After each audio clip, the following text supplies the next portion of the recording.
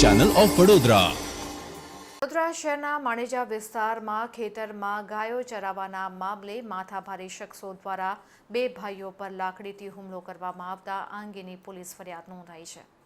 વડોદરા શહેરના માણેજા વિસ્તારમાં આવેલ ખેતરમાં પશુપાલકોએ ગાયો ચરાવીને નજીકના કોમ્પ્લેક્સમાં બે ભાઈઓને ઢોરમાર માર્યો હતો અને જાનથી મારી નાખવાની ધમકી પણ આપી હતી. આ મામલે મગરપુરા પોલીસ સ્ટેશનમાં ફરિયાદ નોંધાઈ છે.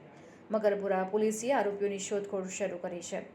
વડોદરા શહેરના જાંબુઆ ગામમાં રહેતા નિશિતભાઈ પટેલે મગરપુરા પોલીસ સ્ટેશનમાં નોંધાવેલી ફરિયાદમાં જણાવ્યું હતું કે ગત 27 જુલાઈના રોજ સાંજના 5:30 થી 6 વાગ્યાના અરસામાં તે અને તેમના મોટા ભાઈ પ્રજેશભાઈ માણેજા વોલ્ટેમ કંપની પાછળ આવેલા તેમના ખેતરમાં કામ કરતા હતા.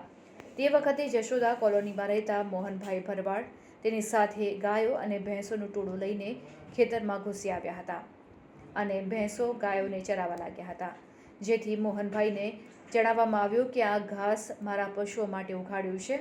મારા ખેતરમાં તમે તમારા પશુઓને મારી પરવાનગી વિના કેમ ઘાસ ચરાવો છો?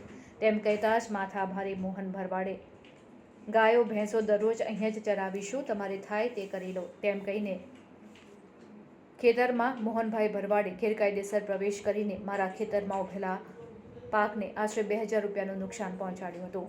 ત્યારબાદ 10 ભરવાડ ભાઈઓને બોલાવી લીધા હતા, જેમાં ગોવિંદ ભરવાડ, રઘુ ભરવાડ, ચોથા ભાઈ ભરવાડ, વિઠ્ઠલ ભરવાડ તેમજ અજાણ્યા બીજા 4 થી 5 લોકો લાકડીઓ લઈને આવી ગયા હતા,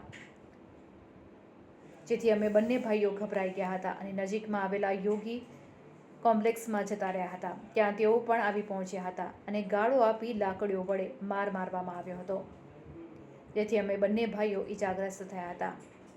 આ બધા જ ભરવાડોએ ભેગા મળીને લાકડીઓ વડે તેમજ ગરદાપાટુનો મૂઢ માર માર્યો હતો. બંને ભાઈઓને સયાજ હોસ્પિટલ ખાતે સારવાર હેઠળ લઈ જવામાં આવ્યા છે. ત્યારે આ અંગે મગરપુરા પોલીસ સ્ટેશનમાં ફરિયાદ નોંધાઈ છે.